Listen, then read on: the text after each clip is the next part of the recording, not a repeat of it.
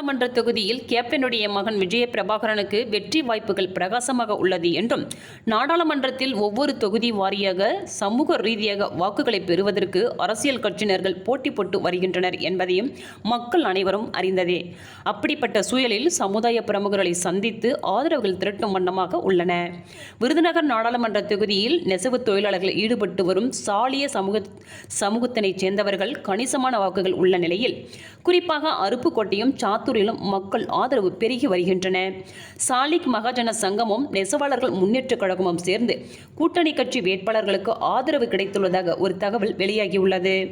Salik மகாஜன சங்கத்தின் மாநில தலைவரான ஏ கணேசன் தலைமையில் அந்த அமைப்பு நிர்வாகிகளும் முன்னாள் அமைச்சர் ராஜேந்திர பாலாஜி கூறுகையில், தேமுதிக வேட்பாளர் விஜய பிரபாகரனுக்கு வலது கையாகவும் இடது கையாகவும் நாங்கள் செயல்பட்டு வருகிறோம் என்றும் அவர் மாபெரும் வெற்றி அடைவார் என்றும் அவருடைய தகப்பனான கேப்டன் அவர்களின் கனவுகளை நினைவாக்குவார் என்றும்